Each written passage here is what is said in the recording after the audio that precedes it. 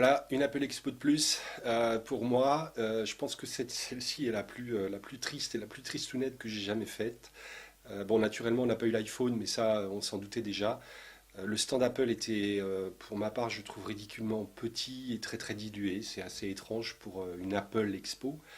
Bon, certes, il y avait les iMac qui étaient très présents. C'est de très très bons produits et très jolis produits. Bon, moi personnellement, j'accroche pas trop sur les nouvelles couleurs. Le clavier, par contre, est magnifique.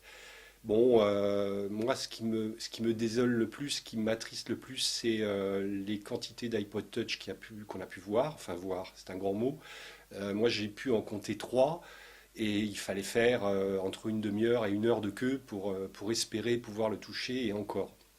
Donc moi, c'est ce qui me sidère le plus. Alors je ne sais pas si c'est quelque chose de voulu ou s'il y a réellement eu un problème de leur côté, que ce soit un problème de sous-traitance, et là, à mon avis, le sous-traitant va s'en prendre plein la figure, ou alors un problème technique, bon, peu importe, ou alors tout simplement le désir de pas forcément le présenter à l'Apple Expo. Au passage, naturellement, il n'était pas à vendre sur l'Apple Expo, donc impossible d'en acheter un. Certes, Pascal Cagny avait annoncé livraison à partir du 28. Le 28, c'était vendredi. On aurait pu espérer en voir, même en quantité limitée. Juste au passage, je reviens sur Pascal Cagny. Allez voir, je vous engage à aller voir les quelques interviews. Il y a 6 ou 7 clips assez courts chez nos amis de SVM Mac, l'excellent site web de SVM Mac et naturellement un magazine que vous connaissez. Donc allez les voir, c'est assez intéressant. Moi, je me suis un peu prononcé sur le blog là-dessus. Je trouve ces interviews assez étranges. N'hésitez pas à nous donner votre avis aussi sur le blog sur ces interviews-là. Moi, je suis assez impatient de vous lire là-dessus.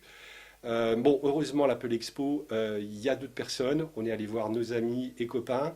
Donc, on a vu bien naturellement Lassie. Et au passage, je remercie énormément toute l'équipe de Lassie. Un grand bravo, Edouard, vous avez une équipe qui est formidable.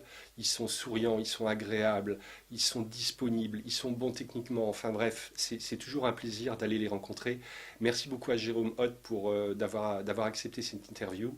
On a rencontré également un autre, entre guillemets, un autre chouchou, si chouchou on va dire, c'est Druide Informatique. Donc nous on est fan complètement d'Antidote, donc qui est le logiciel que vous connaissez normalement, et vous verrez l'interview d'Éric Brunel. Merci beaucoup à Eric d'avoir accepté cette interview, ça a été réellement un plaisir.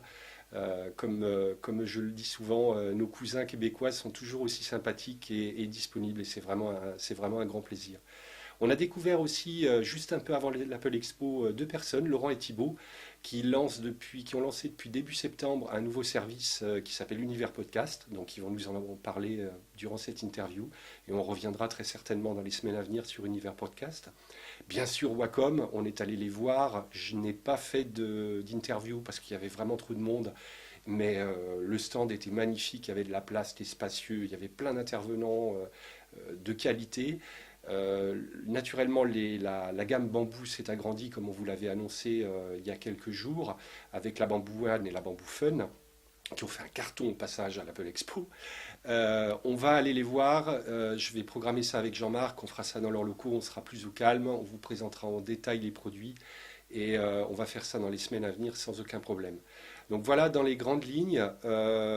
Donc encore une fois un peu déçu de cette Apple Expo, en espérant que l'année prochaine, s'il y en a une, ce millésime 2008 sera un peu meilleur. Donc rendez-vous d'ici quelques heures pour voir toutes les interviews que je vous ai citées avant. N'hésitez pas, si vous avez des achats à faire, à passer par les bannières d'iPod Web pour acheter un iPod Touch par exemple. Ça nous permet d'avoir quelques euros, ça permet de financer un peu le serveur. Ça ne nous ramène pas grand-chose comme sous, mais bon, c'est toujours ça de prix. Voilà, à très très bientôt sur iPod Web ou sur le blog. Salut!